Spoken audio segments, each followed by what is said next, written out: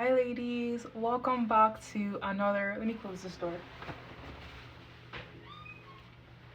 Okay. Welcome to another video. My name is Ashanwa. Welcome to LAJA. This is a channel for women who are looking to transition from chaos to calm wealth through expensive energy principles, self-maintenance, and feminine rooted identity. If that sounds like something you are interested in, I encourage you to stick around, subscribe, join my community, Larger Soft Living Society. Today's video, I'm going to be talking about why you can't be expensive without financial devotion and financial discipline. So, a lot of us, we have this tendency to style ourselves into looking expensive. We buy the nice handbags, we buy the clothing, we buy the hair, but we don't necessarily have the structures to support said lifestyle, and that's why it really doesn't last. There are two types of expensive. There is the aesthetic side of expensive, where you have, which is what people see, it's what you portray to the world. So you have the clothing, you have the expensive wigs, you have the jewelry, the Cartier, the Chanel, Christian Dior. You have all the nice trinkets and things, and that's what people see. And then there's the structural part of expensive, which is what actually supports your lifestyle. This is the part that people do not see. It includes your income, your habits, your discipline, your financial decision making skills. All these things aren't visible to the public, but this is actually what sustains you and the expensive energy in the long run. A lot of women focus on the aesthetics and they miss the structure, which is exactly why embodying expensive energy doesn't last.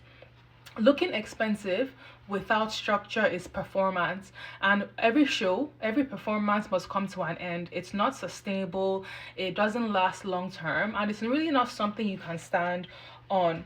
So I already said that the reason why it doesn't stick, why being and embodying expensive energy doesn't stick for you as a woman, it's not necessarily because you're inconsistent. It's because your financial behaviors have not changed. You still spend emotionally, you avoid looking at your numbers, you react instead of planning, you prioritize appearance over stability. And this is all really rooted in the beliefs that we have about ourselves. Have you ever found yourself saying things like, oh, I'm not good with money, I'm just a girl, to justify bad financial decisions? That is you reinforcing negative money beliefs and money identity ideas in your subconscious mind. And typically what we believe about ourselves eventually becomes our identity because it shapes our habits.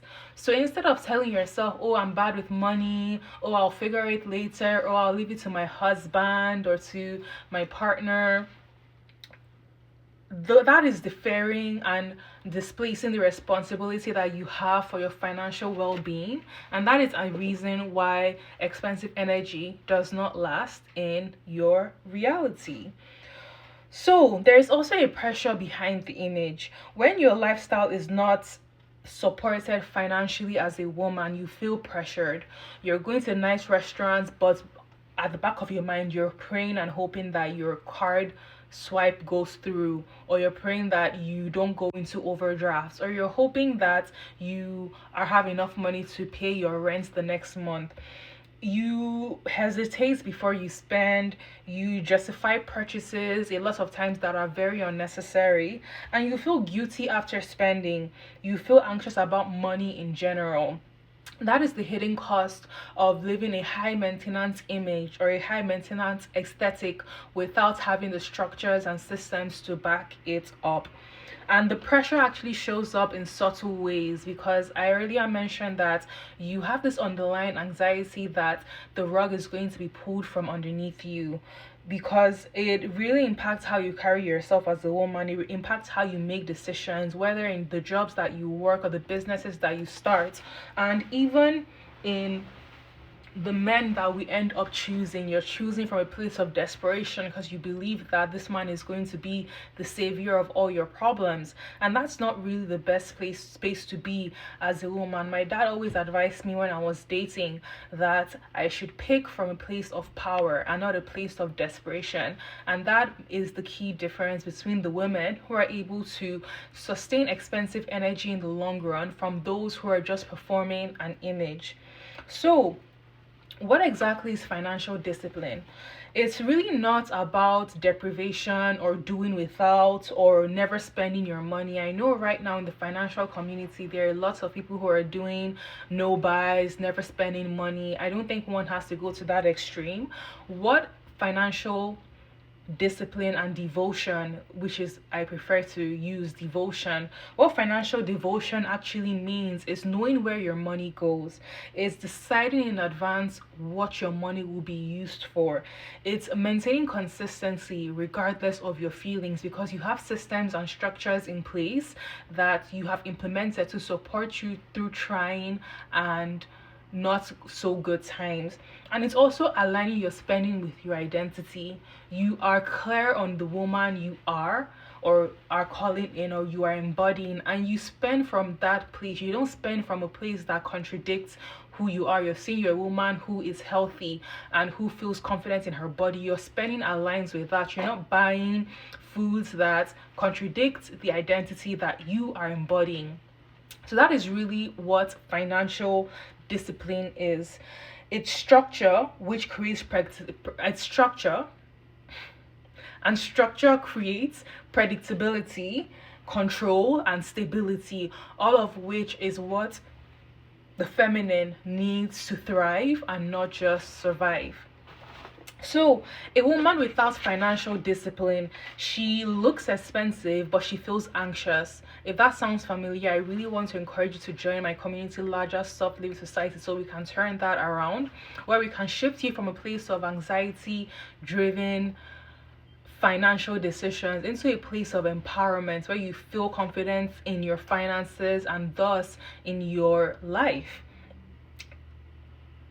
If you spend impulsively, that's another evidence that you may not be in the right energy to embody the true expensive energy.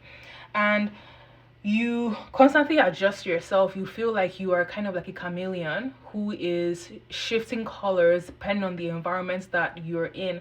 I always tell my ladies in my community that expensive women are thermostats, not thermometers. Thermostat sets the temperature, we set the pace, we set the standard, we set the expectation of the environments of the people who are around us, while thermometers, they fluctuate and respond to others. They respond to the environment and they fluctuate based on their environment. And that's not a position we want to be in, because we really want to be, like I said earlier, rooted in stability, predictability, and control. That is power and that is expensive. So if you feel like you're operating from pressure as well, that is also another sign that your financial devotion foundation is not the strongest. But a woman with financial devotion and financial discipline, she also looks expensive, but she feels stable. She spends intentionally, she moves slowly, and she operates from a place of power and control.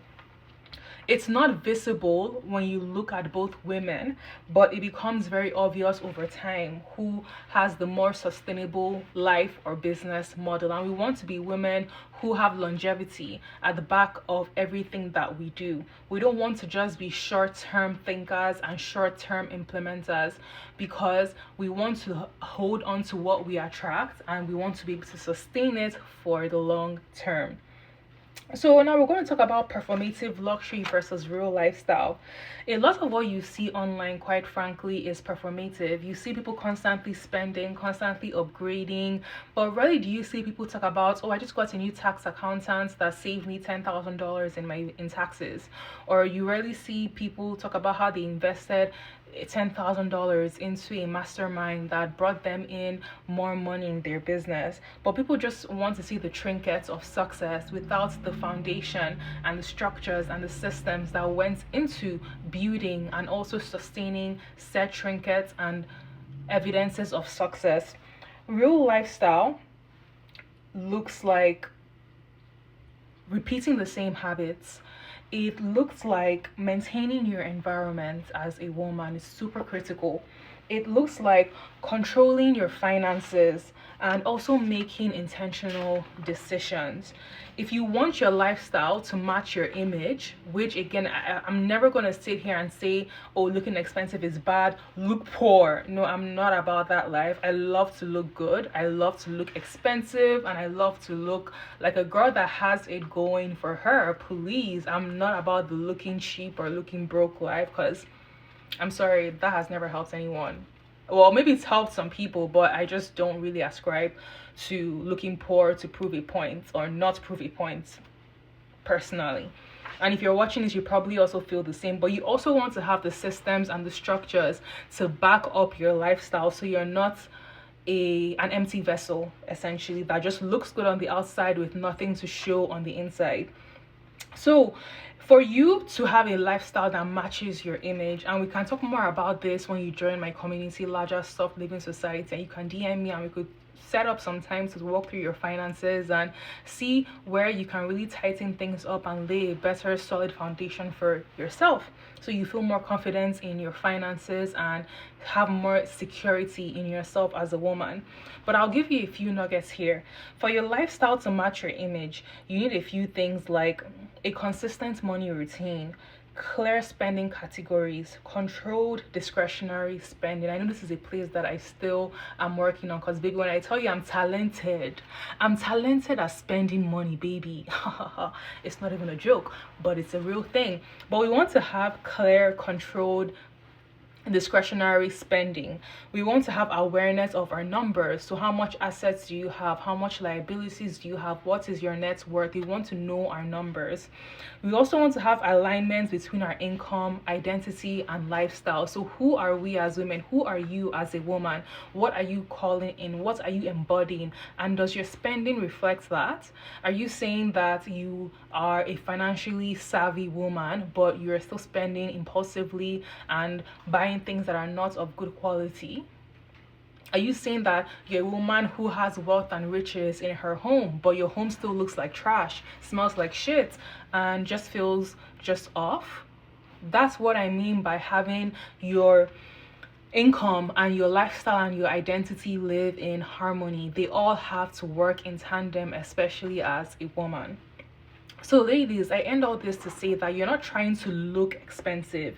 You're becoming a woman. Yes, you want to look expensive, baby, don't get me wrong, and don't get it twisted. You want to look expensive, but you don't want to just leave it at that. You're also becoming a woman whose life is structured in a way that supports your image. So you have the image, but you also have the structure to back it up. And that right there is the key to longevity and is the key to long-term wealth and wealth sustenance as a woman. So that means you don't overspend. That means you don't ignore your finances. That means you don't rely on motivations. You rely more on systems and structures. And that also means you don't collapse when things become inconvenient. You're someone who perseveres. You're someone who is consistent. And you're someone who is long suffering. All these things are fruits of the spirit. You maintain, you simply maintain. You don't scramble, you don't struggle, you don't hustle. You maintain what you have, and because you maintain what you have consistently, more is given unto you.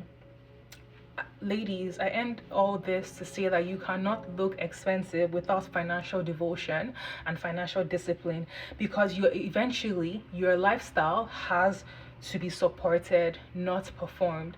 So if you've resonated with this video and you feel like, okay, you know what, Ashanwa, like I could use some help with my finances and just putting systems and structures in place to set me up for success, not perfection, not turning things around overnight, but putting practices in place that will set us up for success, comment down below. And also join my school, LAJA Soft Living Society, and DM me your concerns there. And I'm happy to get on a quick 15-minute call to see what leakages you currently have and how my community can help you bridge those gaps.